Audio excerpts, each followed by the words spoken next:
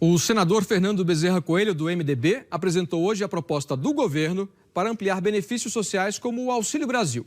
Faltando menos de 100 dias para as eleições, o texto prevê um estado de emergência nacional para a criação de um benefício para caminhoneiros.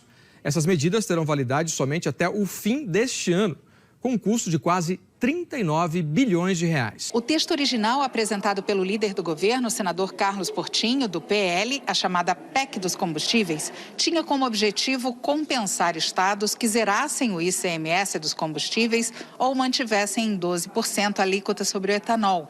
Seriam repassados 29,6 bilhões para os estados com esse objetivo. A proposta divulgada hoje manteve apenas um ponto relacionado a combustíveis, o repasse de 3,8 bilhões via estados para os produtores de etanol, para melhorar a competitividade de preço do álcool comparado à gasolina. Como o foco da proposta virou criar e ampliar benefícios, a PEC dos combustíveis foi abandonada. O relator vai usar uma outra PEC já em tramitação que amplia ações sociais e que foi duramente criticada pela equipe econômica no começo do ano. Para bancar o pacote apresentado hoje, vão ser necessários 38,7 bilhões de reais, 9 bilhões a mais que o previsto inicialmente. Despesas que vão ficar fora do teto de gastos. Esse advogado especialista em direito eleitoral acha a jogada arriscada. A lei eleitoral estipula uma série de restrições no ano da eleição e diz que se houver estado de emergência, essas restrições são colocadas de lado para que a população possa ser atendida. Agora, não existe estado de emergência criado apenas para, eventualmente, driblar a restrição da lei eleitoral. E não me parece que as condições estejam dadas para se reconhecer o estado de emergência. Essa brecha não pode ser criada com a concepção artificial de um estado de emergência.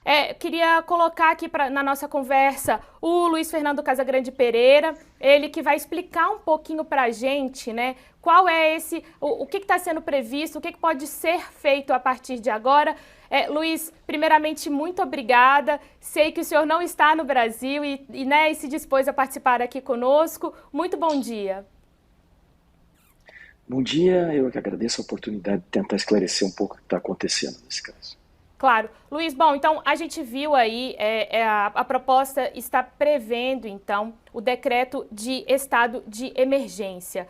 A minha primeira pergunta para você é justamente o porquê disso. Por que essa foi a opção do relator, tendo em vista aí a intenção do governo de criar e também ampliar outros programas sociais já existentes?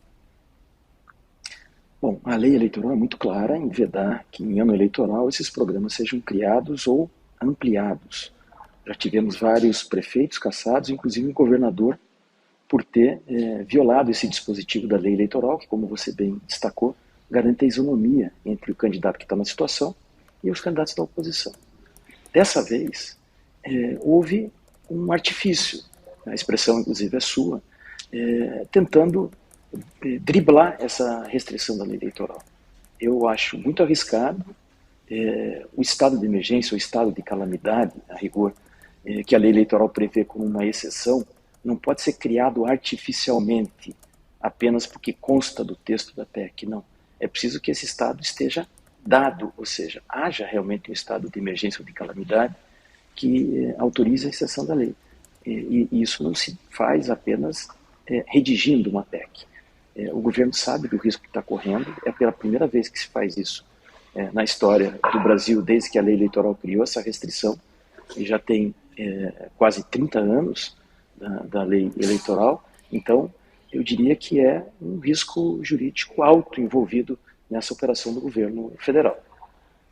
Sim, e Luísa, inclusive nós conversávamos ontem, né, que havia uma dúvida a respeito do que pode ser feito, né, se houvesse, por exemplo, um questionamento em relação a essa criação de programas sociais, se isso pode ser questionado junto ao STF ou se seria a Justiça Eleitoral. Queria também que o senhor explicasse um pouquinho para quem acompanha a Agenda do Poder o que pode acontecer em relação a esse ponto. Na verdade, a PEC, se aprovada, né, ela vai passar pelo crivo.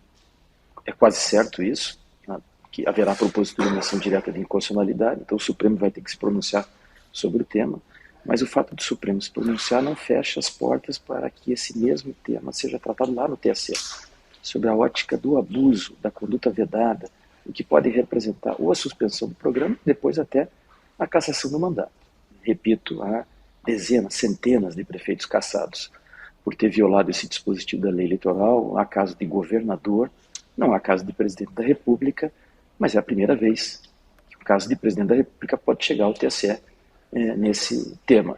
E vejam a relevância, é um pacote de alguns bilhões de reais, dezenas de bilhões de reais que serão distribuídos no ano da eleição, alguns benefícios que não existiam antes, como por exemplo o voucher dos caminhoneiros, além da ampliação de outros, como o tema do gás e o tema do Auxílio Brasil. Então, eu diria que é o grande tema agora, quando se discute a legitimidade do processo eleitoral, porque pela primeira vez na história se tem um arranjo jurídico para tentar driblar essa restrição da lei eleitoral.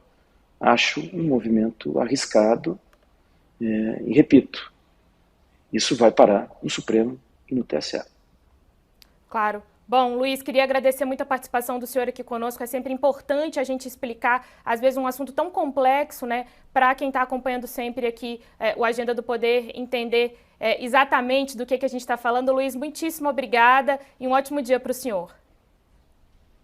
Eu é que agradeço a oportunidade. Um ótimo dia a todos.